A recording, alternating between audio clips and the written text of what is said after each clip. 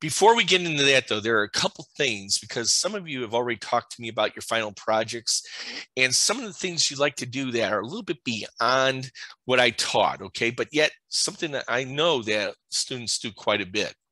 One is what's called truth maintenance, all right? What truth maintenance is sometimes you will have two fields in your database where the value of one field is dependent on what you put in another field. All right. This often happens when you're using a category relationship, especially when you have a category relationship that has subcategories in it. What happens then is, maybe you got, we're going to do one, the one that's really popular is you say you have an automobile, you have a make, a model, and then the model years. Okay. So there you could have basically three categories. You could have this super category of make, and then make will have models, and then models will have production years basically for that auto, okay?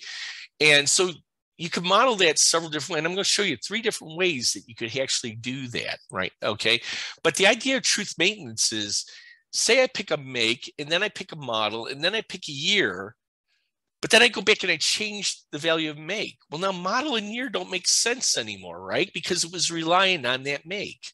Conversely, I could change the model, and then the year doesn't make any sense. All right, we call it truth maintenance because we don't want to break the truth between those fields. And of course, if they are handled as separate fields, you could do that. Nothing says that, because I picked this here, this one can only have these, has to have this value. I could change that one, right? But then somewhere I'm going to have to programmatically behind the scenes say, well, then those two don't make sense anymore. Don't have those values there. All right. So I'm going to show you one of those. Okay. And you may notice on the class schedule, there's a night where I say advanced class. We'll talk about that a little bit toward the end here. This is one of the techniques that are part of that night where I show you some advanced stuff. Okay, this is in fact the first one because it is the one again that I see students wanting to do the most. Okay, now I know I'm not telling you have to do a truth maintenance thing, but if you did, boy, you're going to see there's a section there where there's 10 points for doing extraordinary things. This would definitely qualify for one of those extraordinary things. And several of you have already mentioned to me that you've got this situation and you'd like to know how to do it. I'm not going to tell you how to do it tonight because there's actually a video that I've got in this series that's called S03. There's like, I forget, 20 videos or something like that. Okay. This is the first one. And I go into great detail about how I built the truth maintenance example. Tonight, I'm just going to show you it. Okay. Show you how it operates so you understand what I'm talking about. So I'm going to share my screen. If it lets me. What's going on here? Okay. There it goes. Finally. All right.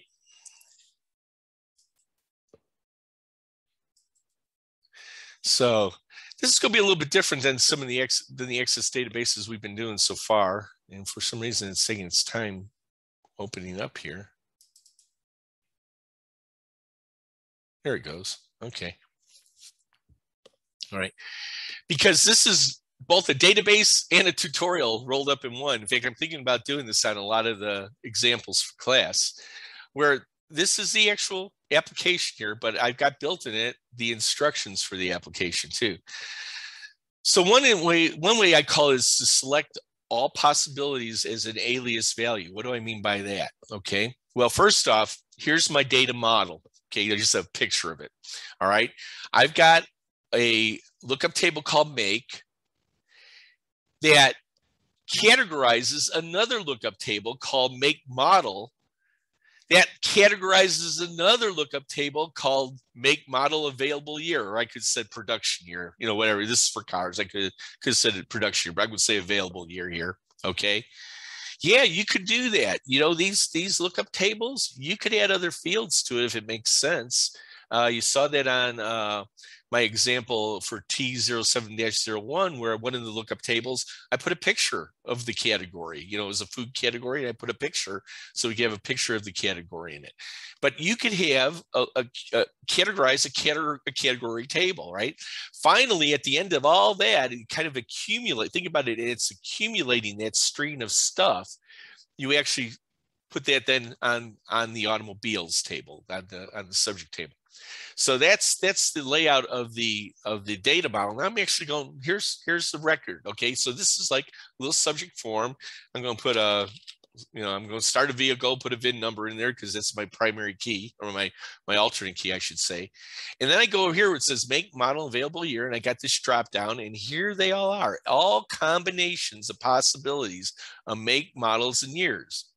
Now I'm going to tell you right now, there's over 6,400 in here.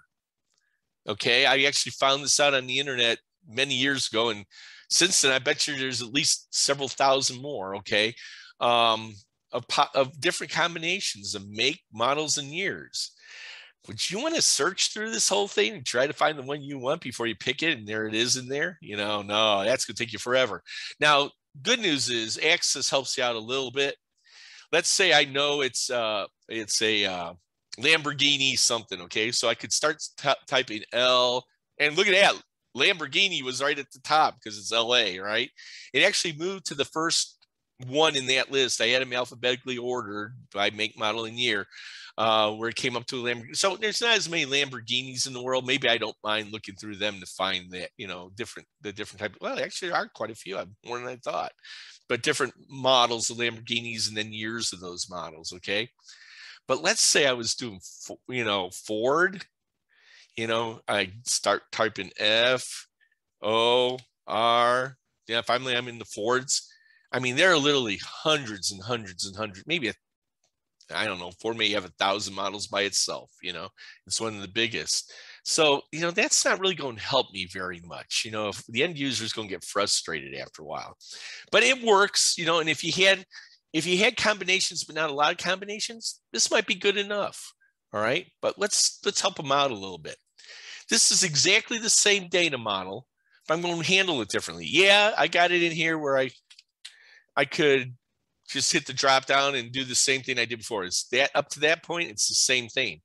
But I built in here what's called a little wizard, where I click on this and it's going to step me through the process of picking those individually. So I could say, well, here's all my makes. Okay, well, there's aren't as many makes as there are combinations of things. So, I find my Ford right away here. Bam. And again, I could have typed F and it would take me into the Fords. And then I say next. And now what it's going to do is it's bringing up this form, but instead of having all the possible models out there, it's only going to show me the models for Fords. So I click there and now I see there's a Bronco, okay? And I go on to the next, and now I say, again, production year or available year, automobile year, whatever. And these are the years that Ford Broncos were then built for. And I've got it in here. I'm done. If I want to, I could go back and I could, maybe I didn't mean Bronco. Maybe I meant Crown Victoria, but that would be a real mix-up, ruin it. And then come over here and then pick its deal. And you can see at the top here, I'm letting them know it's a Ford and Crown Victoria, and I go on. And when I finally got the one I want, I say done, and there it goes. I'm back there. If I want to change it again, I could go to this list. Maybe I got in the ballpark at least. Maybe it was the wrong year, and I could just go pick it from there. Or I could go back and do it again. I could bring up that thing and just, I got even the wrong make on this and the Mayan Camaro. And go on, year. But here now, if I go back, it's going to remember those. But if I go and I change Chevrolet now to Eagle, and I go forward, that what was there before won't make any more sense, does it?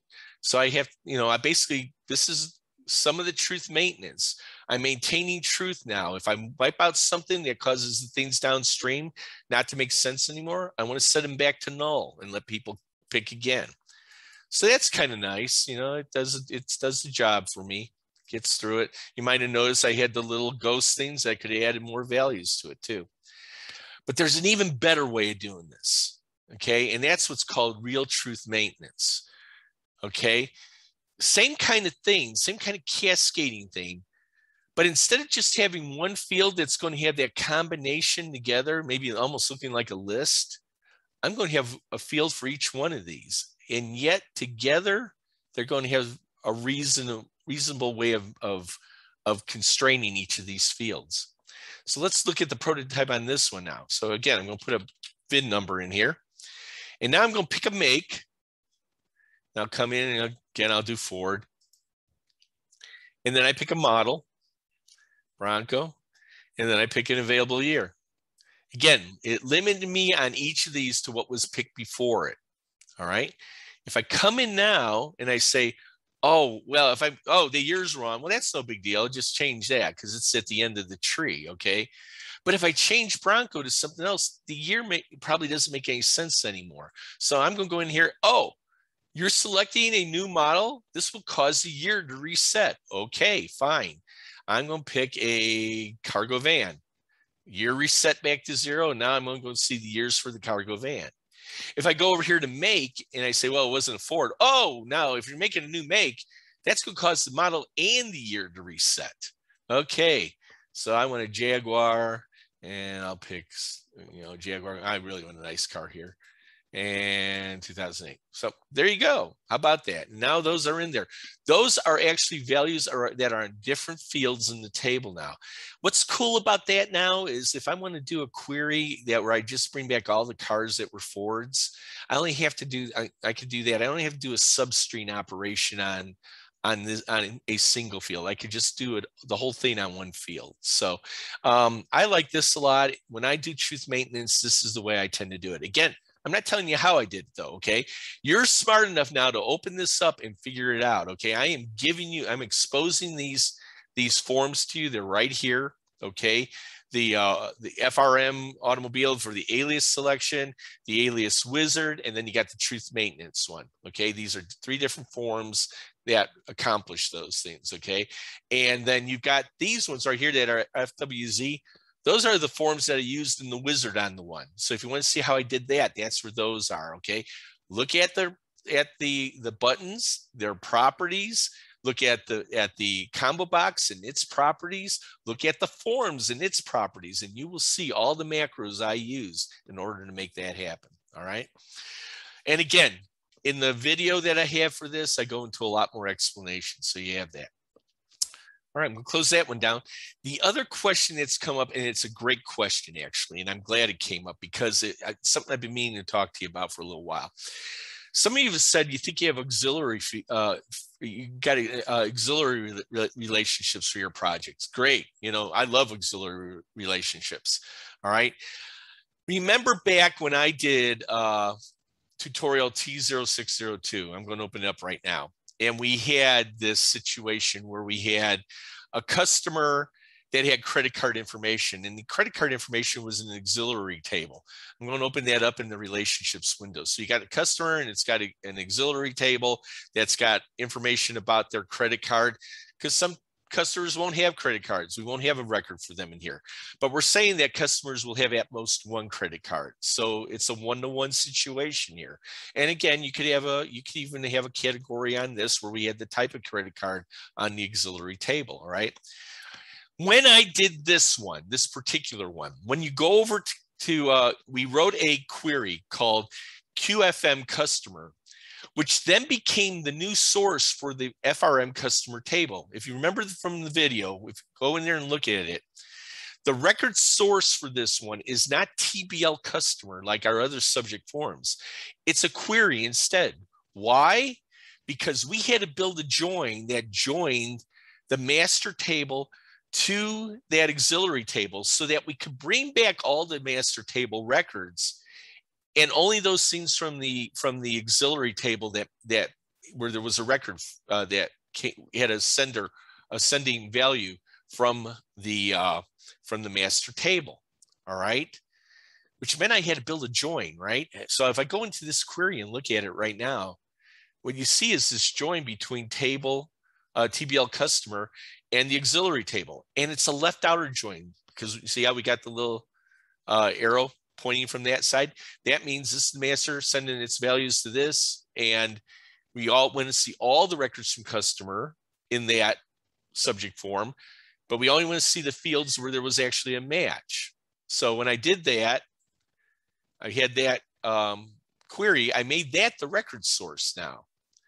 And I had all the fields from the master in there, and then these fields from the auxiliary, except for the primary key field, because it doesn't mean anything. I brought that all in on that join. Just basically joined all the fields from both those together, except for the primary key field on the auxiliary. All right. And then from that, I got basically what looks like a subject form, because I got all the stuff that was in the subject table, but I've also got the credit card if there was one. If there isn't, if I go through this and I find somebody who doesn't, it's poised that I could do this. And once I start entering information here, it's going to put it over into the auxiliary table, not in the master table. This is the master table data that goes with it. All right. So I'm kind of working with two records at the same time here. That's kind of neat. Okay. We did that same thing with subforms, right? With supplemental tables and junction tables. Well, it turns out you can do it with subforms with auxiliary tables too. And I actually did that in the example for T0701. I'm going to show you that. But I wanted to show you that there is two different ways to do this. This is one way. You build the join query, okay? Now, the reason I'm showing you this is in the video for how to build an application, I talk about encapsulating your queries, all right? What I mean by that is queries are this is a query object. We've done some before, like row sources, where we had a select query. You saw the select statement. That's called encapsulating the query. We could have had a query object and just put that into our row sources on the lookup table or our find record form or any of the other foreign keys that we did, okay? But we used the select there mainly because we wanted it to really be part of that field, okay? Instead of being something that was outside that could get messed with, all right? Right now, this could get messed with. I could go in and mess with this and then this may not work, okay? So what if I really wanted to include this query with this form and not have this object? Well, it turns out I could do that, okay? I'm going to open this up in design mode again. This is where we have our query object right now. I'm also going to open up the query in design mode. And now I'm going to go out here and I'm going to look at its view. I'm sorry, I meant to do the SQL view, okay? And here's my SQL code for that. And it's already highlighted. I'm just going to do a Control-C to copy it. And then I'm going to come over to customer form again, and where it says record source, highlight that and then do a Control-V. And now I just put that select query in there. If you look, you see the select statement in there. All right. I'm going to save that, close it down, open it up in design view, and you'll see it's still working. All right. But it's not using that query object anymore. It's using that select statement. It's still got all the capability that it had before. See, in fact, if I go out there right now, let's close down that. Let's go back here. We could delete this. And you'll see this still works. All right. Big deal, right? Well, it turns out it is a big deal because here's why. Okay. When you compile your Access databases, Access will automatically compile forms and reports and macros for you. It will not compile a query, which means because I've encapsulated that into the customer, now when I compile, that query is going to be compiled and it's going to be a lot more efficient than it is being in an object by itself. All right. Now, yeah, on something as big as this, it's really not going to make that huge of a difference. But here's the other problem you've got. If things are not compiled, you could get to them through the back door of your database. In other words, even after it's compiled, I could still link to that file and go up here where it says external data and suck that in or even change it in some cases, which means somebody could actually change your query and really mess up your application. So one of the things I always suggest is if you have query objects that are only used in one place, do what I just did, encapsulate the SQL code where that is.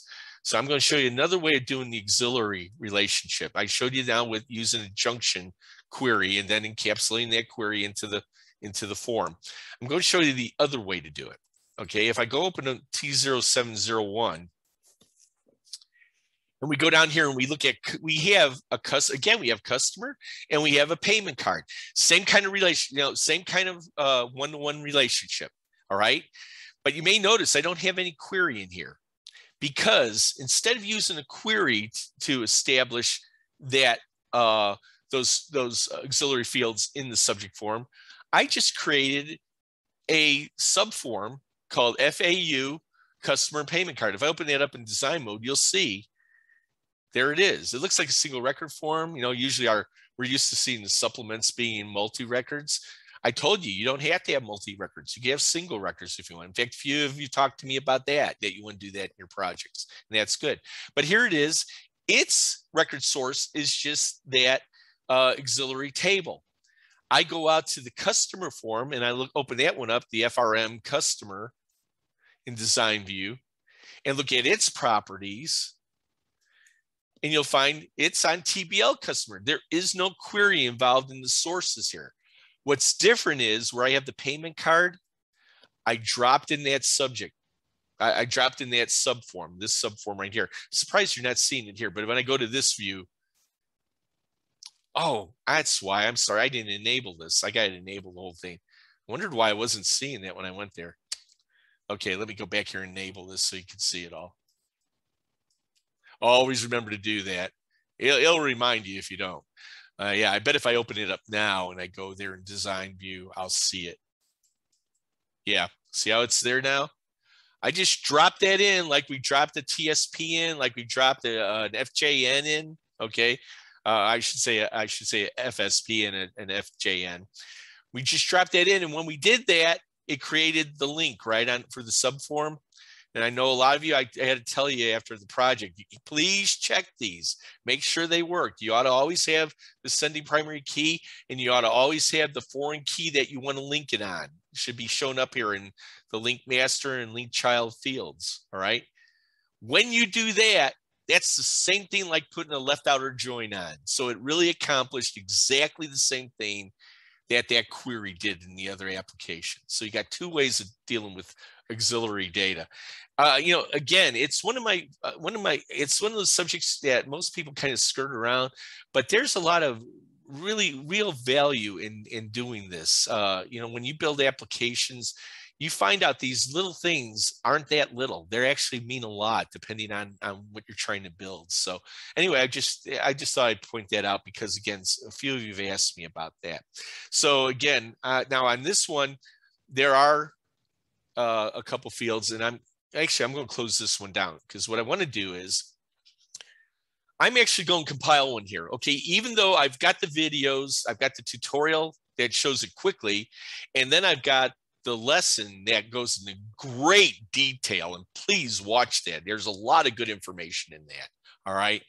I'm still going to do, because I talked about encapsulation there and then I didn't do it. Well, I did it once for you here already. I'm going to do it again, just so you really understand it. Okay. I'm going to use the project that we just did. So here's the solution for it.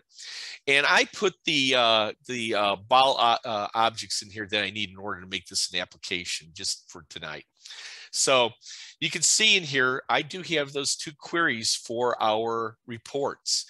Again, if I was to want to use these in more than one place or even use them by themselves, fine, I'd leave them as a query object. But I really want them to be part of these reports. In other words, when I compile this and it compiles the report object, I want that to be compiled with it. So I've got the one for cost by contact. I'm going to open that up in design mode. I'm going to do the same thing I did before. I'm going to go over to SQL and I'm going to copy that now, Control C. And now I'm going back down here to the actual report itself, open it up in design view, and open up its property sheet. How come I'm not seeing that here?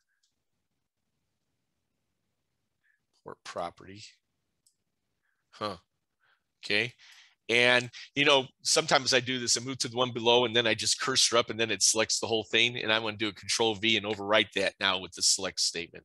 Move off of that and you'll see it's a select statement now. Close it down. Well, I'm not going to close. I'm just going to move it over. I saved it first. Now I'm going to move it over to report and it's working. Okay. I don't need this one anymore.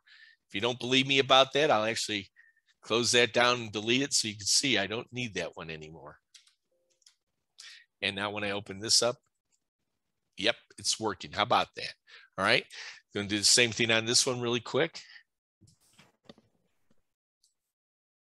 Aziz, are you still there? You still hearing me and all that? Yes. Thank you very much. Still here. Thank you. Well, I didn't doubt you were here. I just wanted to make sure you were here. He's like, yeah, I've seen this like 9,000 times. I don't need to see it again. It's good stuff, isn't it, Aziz? It's amazing the flexibility. The flexibility we have through objects is just amazing to me compared to traditional programming. So now I open that one up. Yep, still working. So good. So we got that encapsulated now. I don't have any more queries. Now you're also going to hear in my video that unfortunately it doesn't compile tables. All right. What we do to secure tables is we could separate it from the application using making what's called a back end file. Now I said in the video, and I'm going to say it again here. For your project and for A07, do not do that. Do not create a back-end file, okay? Because it's server oriented, okay? And the server you're using is different than the server I'm using. So if you did it and you send it to me, it's not going to work for me, okay? So don't do that, but I do tell you how to do it. So if you're in the world doing this, you know how to do that. Why would you want to separate your tables from your application? Because you want to secure the tables. You know, you cannot compile a table and you can't get through them through the back door, which means people can copy them. Okay. Which, boy, if you get sensitive data, that's a bad thing, right? All right. So what we do out in the field usually is we separate these into another table and then link from here. And then on the server it's on, we put the protection so that people can't get to it. And that is a better way to do it. All right. Now it turns out there is another way that you could protect it even on a single desktop, but I'm not going to tell you how to do that. Okay. Because I don't want you to mess around with it and really screw things up on yourself. Okay. If any of you get out there later on after class and you need to know how to do that, you give me a call and I'll let you know. All right. And I'm going to go through again and compile this really quick, but there was one more thing I wanted to show you because this is yet another thing a lot of students ask me about because they want to do something like it on their project. If you remember, we looked at the splash screen, I'm sorry, the switchboard for this, remember? Okay. And on it, there's this button that says close. It's to close the thing. And when I do that, a message pops up. Now, when we did the filter of the report in the example. All right. We had a message come up saying that they needed to select somebody and then sent them back. Right. But this is different. This is not a message box control. This is done from what's called a message box function. And in a message box function, it actually is going to monitor how you've responded. Okay, we just said okay, went on and the macro ended, or went on, or it went on outside the if statement and executed the next one. Here, it's in an if statement already, and it's going to monitor what we actually pressed here. And that's going to tell it what to do. All right. I'm going to show you this in a second. Okay. If I say no, it leaves me here. And if I had said yes, it would have closed down the whole application. All right. So I'm going to go here now and I'm going to open up in design view and I'm going to go to that button that's there.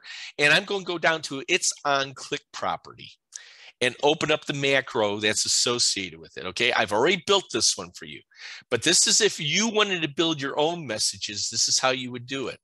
All right, you build a button, you have a button, you have an on-click property, and on that on-click property, I have a simple one if statement with a command in it. Okay, the if statement says message box, that's the message box function. The first parameter is what you want that message box to say. So do you really want to quit this session? Then there's this parameter. It's right here. It's right now 308. Okay. I'll tell you how I got that in a second. Okay. And then there's quit warning. Okay. And these are double quoted because they're actually being typed out on there. And that's the bar that's across the top of it. It says quit warning on it. Okay. And then it says equal to 6. What's that mean? Okay. Well, I'm going to show you what those mean. You could go out and go and Google MsgBox, or I'll look at MsgBox function access, and you will find this, all right? Microsoft has it well documented. This is the part that is that parameter that came out to be 308 on mine. So here's how it works, okay? I want two buttons, a yes and a no button on that. That's 4. I want to display a warning symbol, the exclamation point, warning, okay? That's 48. And then I want the second button to be the default. I have yes and no, and I want no to be the default. What does that mean? It means that it's already like the cursor is on it. If I hit enter on my keyboard, it would have selected no. Why is that smart? Because if I didn't do this, it would have been yes. And if I hit my return on my keyboard, it would close the whole thing down. Usually you don't want to do things like that unless people really want to do it. Okay, so force them to click the yes. So I had the second button, the no button, being the default on this. Okay, now take those 3 numbers and add them up. They add up to 308. Do you know what? There's no other thing that you could do in this that would add up to 308. That's it. All right. This is, if you've never seen this before, believe it or not, this was something that was developed in my lifetime. I actually know the guy who did it. These are called Huffman codes. It's not me, though. This is not something I invented, okay? There is another Dr. Huffman out there in the world who came up with this. You know what? He just retired not long ago. Before that, he and I used to always get each other's emails. So people thought I actually developed this. No, I didn't, okay? It's brilliant, though.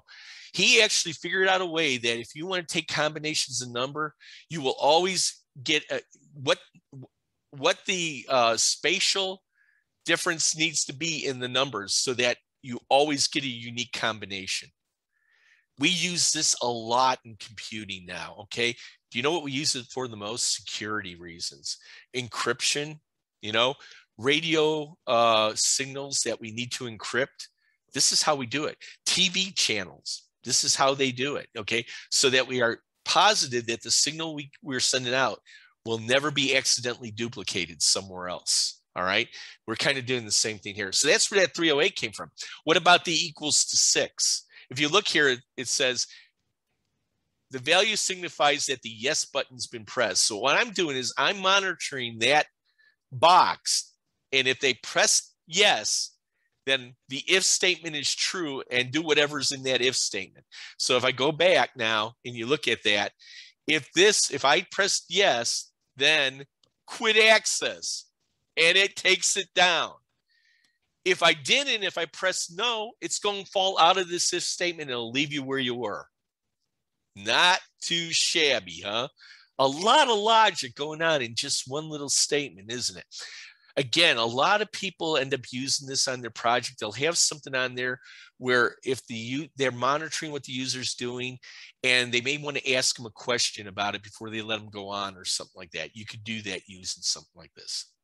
Okay, so now I'm going to show you the rest of how we actually create this application. So I've got a switchboard that I set up here, and I've got my about application that I put together. All right, so those are together. All right, so now we're going to actually create an application out of this. So the first thing I'm going to do is go up here to the top where it says temp use sys ribbon. I am going to rename that. See the TEMP that's on here? Take it off. And when I do that and I hit return, that disappeared, okay? That is actually a table that allows me to have a custom menu, a custom ribbon, I'm sorry, the thing here at the top. I could customize my own. Now it's an HTML code.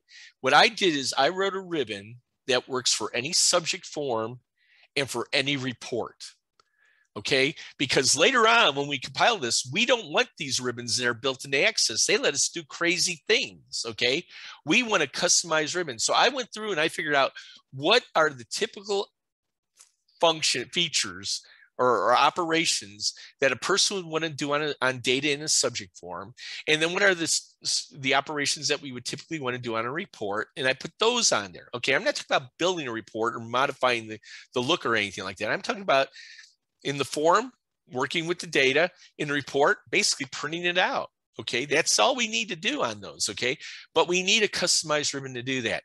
That little object that just disappeared has definition for that, and they just became part of access. Okay, for this application. Now I want to point that out because I didn't say that in the video. Okay, it's not like I've changed access forever here. For this application now, those will be available. Okay, and they will be available. We want to put them on the subject forms, the ones that start with FRM, and any report that we have. Okay, we want to have this one. They have what's called the form ribbon, and we want the reports to have the report ribbons. Even though they're back there right now in the system, they haven't been registered yet. We have to do that first. So to register those, all you have to do is close your application. So now it's closed, and now I'm going to have to reopen it again. And now those ribbons are there. Now you can't see them because they aren't linked to anything yet. So let's go link them up now. I'm going to go in here and on my form assembly, I'm going to open it up in design view. And I got to move this over so I can see a little bit better. I'm going to go, it's near the bottom of the form. Okay, you'll see this one that says ribbons, ribbon name. If I go in here and I hit the drop down now, it shows me RBN form and RBN ribbon. Those are RBN report. Those are the ones that file basically just are now registered in here. So I'm going to pick form for the forms. And I'm going to save that and close it down. I'm going to open up my next FRM and do the same thing. Whoops. And you can see it leaves it on that same property because it's kind of anticipating you probably want to do this at other places. Again, form ribbon form, I should say. By the way, I could just hit this and it would say, do you want to close it? Yeah, that works just as good. I just don't like it beeping at me. Contact. We got a few of them in here. 5 of them in here, 5 subjects. By the way, a lot of you have been asking me how many subjects do I need to have on my project. I would recommend if you don't have at least 3, you got a problem. In fact, you probably won't be able to do all the things that you need to do if you don't have at least 3. Most students do at least 4. Let's go. Okay, so that's got the ribbon now associated with the form ribbon associated with the subject forms. Again, just the ones that are FRM. You don't have to do them on the other ones. But on reports, you want to do it on all the reports. So I'm not going to do it on this one that's called Rex. That was just an example. But I'm going to do it on these 2 that are PTs. If I had a sub-report, I'd do it on that too, because sometimes you may want to open that up just by itself. You can do that on reports. Okay, so now I go to the ribbon name for the report, but I want RBN report. Go and save that. Close this down. And then I'm going to open up this one that's the cost delay one in design view and associate a report to that, the report ribbon to that. And so now we're done. Okay, so those are done. All right. Now, the next thing I want to do is I want to go up here to file. The forms now have a ribbon associated with it. Okay, but now we're going to start really building the properties onto the application in order to make. Now, you think about all the objects we have in here have properties, and we've been setting values. There are properties for the entire Access database for the application here. You get to them by going to the top and you say File, Options. Okay, and then you come under Current Database. And you'll see one of the things up here is the application title. You could change that if you want to. Feel free. All right. But the ones you really, and you don't have to. I mean, I've got something in here right now. I say P2. So I think the other one, the one we did for the example is International Marketplace 2021 or something like that. You can make that whatever you want. I tried to make it whatever I called it on the About application form. I want a display form that opens as soon as I open the application. I want it to be the switchboard. So if I click on this, it's usually the one that's at the bottom, FSW application. When I open this up, that will automatically open up right away. And I'll be able to start doing things just like you did on all your compiled ones. Okay. You had a switchboard or something. Okay. I also want to have the display status bar, but see all these ones after it, all these ones that are checked, uncheck them all. I explained this in detail in the video, why I'm doing this. All right. I'm not going to tell you now. I'm just going to get through this.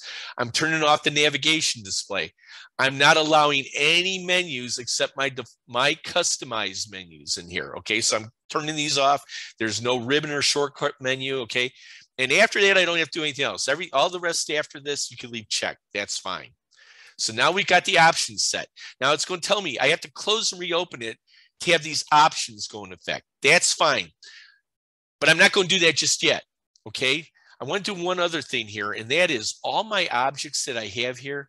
You might have saw I clicked on assembly at the top. I'm going to go all the way down to the bottom. I'm going to hold down my shift key and click the last one so that they're all selected. And then I'm going to right click and I'm going to say hide in this group. They didn't get deleted. They're hidden now. It's yet another thing you could do to protect your application. Just in case somehow somebody figures out how to open up the navigation form, they won't see your objects and they won't be able to delete them. Okay. Now, the truth is they shouldn't be able to open up your navigation form because we unchecked that option that said show navigation form. Because we unchecked that, the navigation won't even be there. In fact, I'm going to close it down. See how it says navigation pane right now? You won't even see that. This will not even be shown now when I compile this. Okay. Now we're done. We're ready to compile, except remember, it said I had to close it down and reopen it in order for those options to take effect. And this is where there's a little bit of a touch that you have to learn. Okay. I am going to close down this whole thing. And now I'm going to open it up again. But I don't just double click on it, because if I do, it will automatically open up the splash screen. We don't want that. We don't want to go into mode yet because, well, in fact, I'll do it just so you can see what will happen here. See what happened? But look at the top. We still have that ribbon in there. We don't want that. All right. That's one of the reasons why we have to compile. It will start, when we compile, it'll start turning off a lot of the bad things that can happen here. So I'm just going to close this down again. I'm just going to hit this thing and close it down again. And I'm going to do it again. All right. The way I'm going to do it this time, though, is I'm going to hold down my shift key. Okay. The shift key on your computer. Hold that down and then double click on this. Okay. Now you see it's kind of thinking. It just opened. Now I know you're not seeing Access yet, but you see how we got the LACCDB there? That means it's open. I'm letting go. I held my shift key. I'm still holding my shift key down right now. I'm going to let go of it right now. And then I'm going to go over and open access here from the bottom of my screen. Okay. And you can see where it looks like what we just left, right? Okay. What we did is we just interrupted that procedure that runs, that brings up the switchboard automatically. We're back to where we were before. All right. Now I'm going to let you know, if you do this and you hadn't enabled it, you may get a thing up here that says enable, a little button that says enable. If you have to click that again, hold down your shift key while you do that too. Otherwise, it will open up the switchboard form. But once you enable it once, it should be a done deal. You should be past it. Okay. All right. We're ready to compile. We go up to File. Now, I sometimes tell people before I even did this to compact this one more time. I didn't do a whole lot here, so I don't really need to compact it. But if you hadn't compacted it before you did any of this, please compact your database first. Get all the junk out of there before you compile it, okay? Go to Save As, and see this one that says Make ACCDE. Highlight it. You can say Save As, or you can just double click on this. Either way, it will work. And then it's going to open up your file manager now. And it wants to make a file that's called p2-solution.accde. And it's going to put it in the same directory that my ACCDB file is. I'm happy with that. Save it. Okay. And then after you save, it's going to do this again. It's going to open up the splash screen. Again, just close this down. All right. Now, I know you had to close it and open it a few times, but you'll get used to it. All right. And then this file now that says solution.accde. Now, by the way, if you're not seeing the extension, I've told you this before, go up to view and see this one that says file name extensions. Make sure it's checked and you'll be able to see your file extensions. A lot of you all year have been sending me files that said accdb.accdb because you're not seeing the file extension to begin with and you think you need to add it. And then it all only just becomes part of the name of the file. Still worked, okay, but for here it may not, okay? So make sure you're seeing this. Go in here and do a rename and back this up. R, to make, get rid of the E, make it an R. Hit enter, and you're going to get this message that says, if you change a file extension, it might become unstable. It's not. Say yes. And now that's done. We just finished. This is how we made those compiled 32 and 64 files all year long. We just did the same thing. Watch me run it now. Okay, and I got to open it. It's going to always ask me, and that's okay. It's a security question. Do you really want to do this? Yes, I do. Okay, look at it. No ribbon at the top. If I go out here and look at file, all you see are ways to print the screen. Big deal. There's nothing that could get you in trouble. Nothing that could cause you to open up that navigation pane. Nothing that will allow you to edit any of your objects. Even these things like the quick access toolbar have no capability in them. You can't do anything else except work with this right now. And if I work with this, I could go in there and I could open up my thing, blah, blah, blah, do any data management I need to do on it, close it down, comes back here, go to another one, do its data management, close it down. I showed you I got ones here that are multi-record ones. I could get to them. Look at it when I did those though. Look at the top. There's a ribbon. That's the customized ribbon I built for you, okay?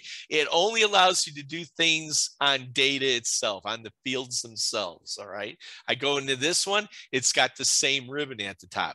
But if I go down here where the reports are and open it up, it's got a different ribbon. It's got a ribbon that will only allow me to print out this report. And because this is in print preview mode, I can only, I'm sorry, this is in report mode, you know, it continuously scrolls.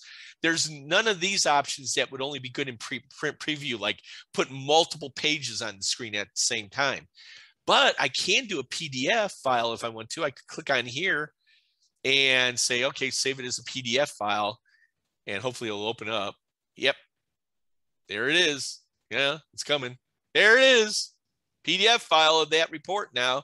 Pretty neat, huh? And I could close that down. I could go back to my my database, close down that report, go to the next one. Was that a print?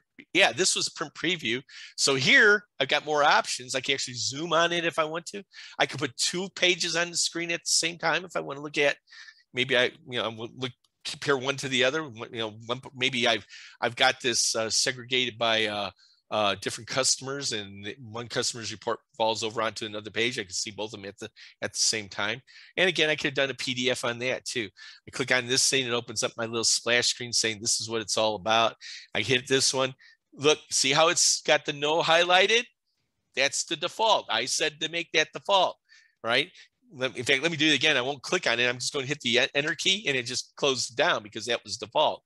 But now when I click on it, if I click yes, it's done. We're done. That's just the PDF that was left from before. Let me close that down.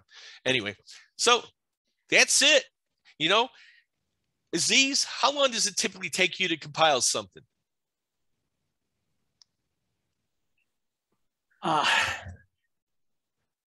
minutes, right, Aziz? Tops. We said it together, 5 minutes. Yep. I mean, typically, you know, you get the procedure, it gets locked in your head after a while if you do it enough. All right. Now, I've given you all this though. Okay, it's in the tutorial. It's in the lesson step by step, and again in the video L07-03. Not only do I do all that, but I give you detailed explanation about what's going on in each one of those things. It's a longer video because it's got a lot of extras in it. I talk a little bit at the end about analytics because we're not going to do analytics in this class, but it's something that a lot of people who use Access will end up using analytics, and they're starting to put them back into Access. Access had analytics for a long time, and then Microsoft decided that they're going to come out with Power BI and started taking analytics out of Access and Excel. And recently, they've realized that was kind of a mistake, and they're starting to put them back in. Okay, I know in 2019, a lot of the analytic capability is built back into it. But personally, I think I would use Power BI if I was doing analytics with my data now, unless some reports I may want to actually include a graph in it. And in that case, I could see where I might want to bring it in to Access that part of it. But you could do that just as easily outside of Access by linking the databases to that. If we get enough time in the last class, our last session, I may show you guys how to do stuff like that, or how I've done things like that before. Okay, let's see. Okay, so that's it for lesson 7. It's an important lesson. It pretty much is the thing that's going to help you create automation in your projects, and of course, help you compile your objects. You're going to have to compile A07. You're going to have to compile and make a runtime out of A07 and your final project. I will want you to turn in the file just before you start doing the compile, your ACCDB file, and then your ACCDR file. All right. So there's 2 files that you'll turn in for A07, and then you'll have 2 files to turn in for P03. All right. So now let's talk about P03 and what I expect from you. I just would like to point something out. Yeah, go ahead. When you start the compile process, please copy your file. Yeah. Just have a backup. I know that is in the notes, but just make sure you have a copy just in case it gets corrupted or something goes wrong. You still have a way to go back to your file. I'm glad you said that, Aziz. Yeah, thank you very much. You know, the point up to the when I get everything working, and now I think I'm ready to compile and do those things that are in tutorial T07-02, I make a backup. All right. Then I go and I do the ribboning and blah, blah, blah, blah, blah, blah. And then before I'm ready to actually create the ACCDE file, I make another backup. And I usually call the first one raw, and then the second one compile ready. Or compile, something like that, okay? Not compiled, okay? Compile. In other words, it's at a state where it's ready to compile. And then I create the ACCD and the ACCDR, and then I give it a compiled. And you saw with me, it's compiled 32 or compiled 64, okay? So yeah, makes backups as you go through, just in case you start messing things up, okay? You can always get back to your raw, and I'll tell you, the other thing reason I make the backup of the just before I make the ACCDE is because when I compile it, it's going to be compiled in the bitmap that my computer had. All right. The computer I'm using right here now that's 32-bit right now. All right. Some of you would not be able to run it. You got 64-bit machines. So I could take that same file that was at that state just before I did the ACCDE file, take it over to a 64-bit machine that's got access on it, and create an ACCDE and then rename it ACCDR there. And now that will work for 64-bit. That's how I've been doing compiled 32 and compiled 64 all semester. I get the compiled 32 working. I take that compile file, take it over to my laptop, which is 64-bit, put it on there, and I've got access there too, fire it up, and it's ready to go. Now, I do want to caution you too, though. There are some, even if you do that right, let's say maybe you're building an application, you want to give it to different people. Some have 32, some have 64, and you've created both of them. Sometimes their version of Access could be a problem too, okay? For instance, some of you who give me things that you did on a 32-bit version of Microsoft Access 2016, I can't get them open anywhere, okay? I actually have another place I have to go that's got that on it, okay? Because I got 2013 on my 32-bit, and surprisingly, it works. It works on both. And then my 2016 is 64-bit, okay? So I've got one out of the 4 possibilities that I could have there between 13 and 16 and 32 and 64. There's one that I never could get to work. Okay. Fortunately, I got another way to run those. Okay. So I am able to open up your stuff and look at it if you send me that. So I usually don't have to tell people, send me your raw one because I can't get your file one open unless you made a mistake. And then, then I got to take off points and forth.